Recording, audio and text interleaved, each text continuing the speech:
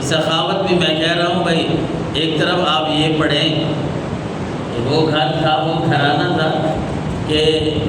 2 دن جو ہے وہ لگاتار، اس سے یہ حدیث میں یہ بات آتی ہے کہ 2 دن لگاتار جو ہے جس گھر میں جو کی روٹی نہ پکتی ہو، تو جو تنقید والے لوگ ہیں وہ تو کہتے ہیں پھر وہ لوگوں کو کیا دیتے ہیں، لیکن قرآن کہہ رہا ہے، نبی کا فرمان کہہ رہا ہے، صحابہ کرام فرما رہے ہیں کہ جب حضور کے پاس کوئی آتا تھا تو آپ خالی ہاتھ کبھی بھی اس کو نہیں موڑتے تھے، بلکہ اتنا دیتے تھے کہ پھر کہیں جانے کی اس کی گنجائش رہتی ہی نہیں تھی، اتنا پتہ فرما دیتے تھے، کیونکہ صدقے سے نہ دینے سے مال کم نہیں ہوتا۔ ظاہراً تو آپ کچھ دے رہے ہیں، ذہن میں آتا ہے جب دیں گے تو مال کم ہو جائے گا، تھوڑا ہو جائے گا، ظاہر ہے کو 1000-2000 کو زیادہ پیسوں سے دے دیا تو وہ کم ہی ہوں گے جو ہمارے پاس بچیں گے۔ لیکن یہاں میں آپ کو مسلم شریف کی حدیث مبارکہ سناتا چلوں، 6592 نمبر پہ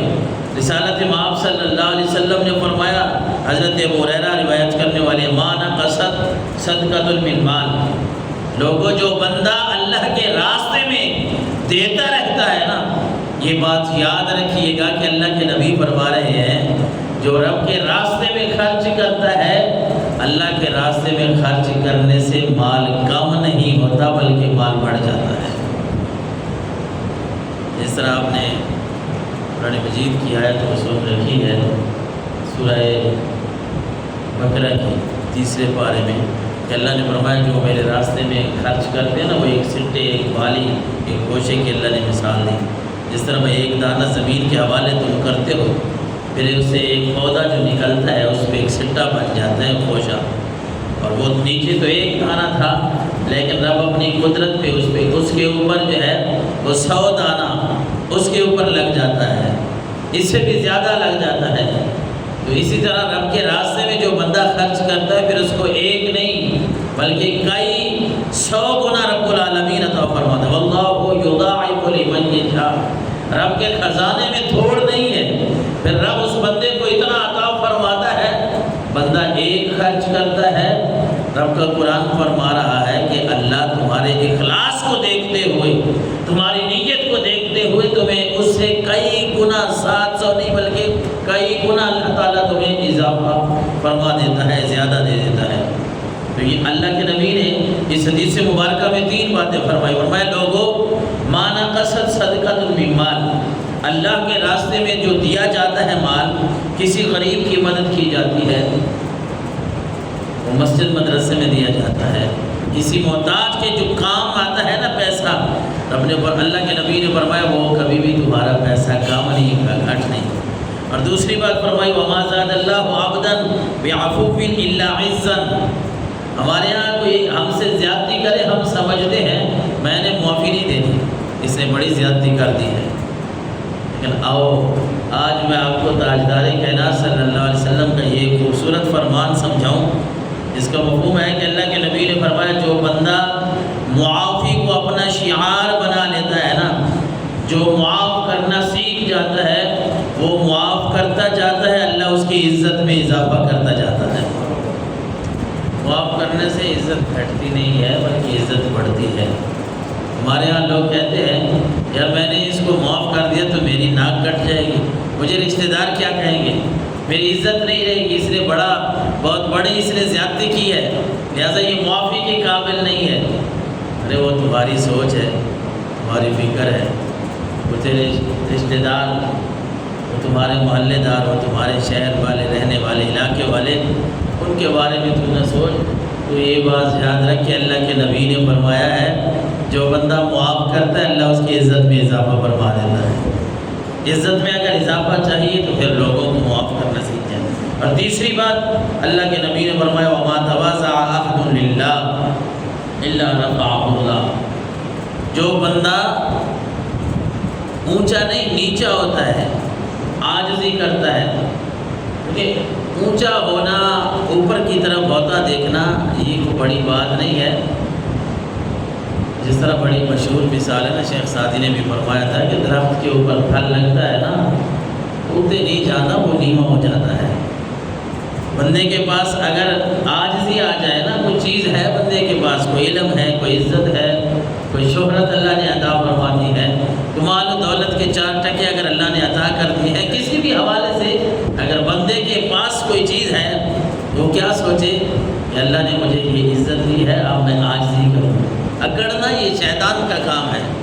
اور اکڑنے سے سارا کچھ ضائع بھی ہو جاتا ہے۔ یہ بات بھی ہمارے سامنے ہے۔ ابلیس اکڑ گیا تھا، ویسے تو بڑا نیک تھا، اکڑ گیا تھا بھائی میں نے سجدہ نہیں کرنا، کیوں بھائی مجھے اے اللہ مجھے تو نے آگ سے پیدا کیا ہے، خلقتہ من نار وخلقتہ من طین، میں نے آدم کو سجدہ نہیں کرنا،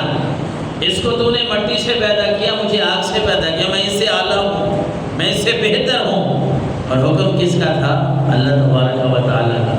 جنہوں نے حکم ماننا تھا نا، فرشتوں نے، باقی فرشتوں نے، انہوں نے یہ نہیں دیکھا کہ مٹی کو سجدہ کرنا ہے یا پھول کو کرنا ہے،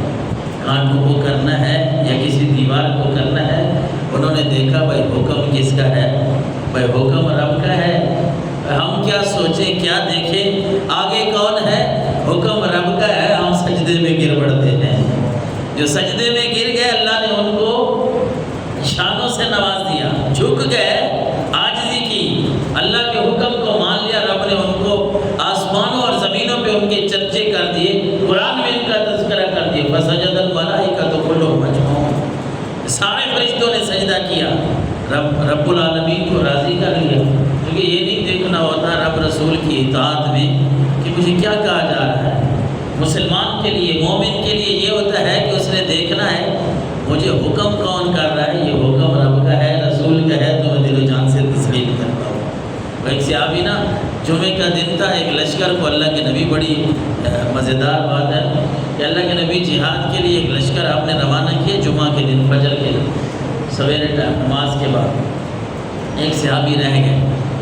اچھا انہوں نے نیت کی کہ جمعے کا دن ہے، لشکر کو جانے دو، میں بھی ساتھ جاؤں گا، یہ نہیں کہ انکار کر رہا ہے، لیکن دل میں سوچا کہ اللہ کے نبی کے پیچھے جمعہ پڑھوں گا پھر چلا جاؤں گا۔ کیا سوچا کہ اللہ کے نبی کے پیچھے جمعہ پڑھوں گا، ذہن میں بات یہ ہے کہ ثواب زیادہ ملے گا، بس مزہ ہی آ جائے گا کہ جہاں اللہ کے نبی جمعہ پڑھانے والے ہوں، اللہ کا فرمان سنانے والے ہوں، ہم کیا سمجھتے ہو کیا ماحول ہوگا۔ اس کا شوق تھا ایک اپنا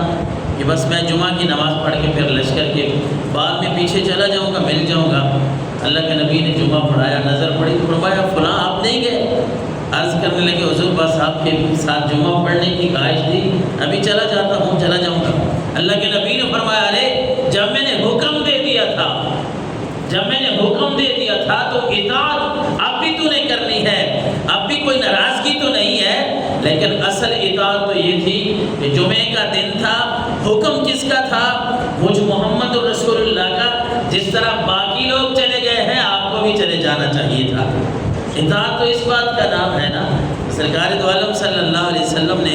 فرمایا کہ لوگوں تیسری چیز یہ ہے جو انسان کے لیے عزت کا باعث بنتی ہے، فرمایا وما تواضع احد للہ الا رفعہ اللہ، جو بندہ اللہ کے لیے، اللہ کی رضا کے لیے عاجزی کرتا ہے نا، وہ بندہ کبھی رسوا نہیں ہوتا، اللہ اس کے درجات کو بلند فرما دیتا ہے۔ تین باتیں رسول اللہ نے یہاں سکھائیں کہ جو بندہ صدقہ کرتا ہے مال کم نہیں ہوتا، فرمایا جو معافی شعار بنا لیتا ہے، معاف کرتا ہے، اللہ اس کی عزت میں اضافہ فرما دیتا ہے، جو عاجزی کرتا ہے اللہ اس کے درجات کو بلند کر دیتا ہے۔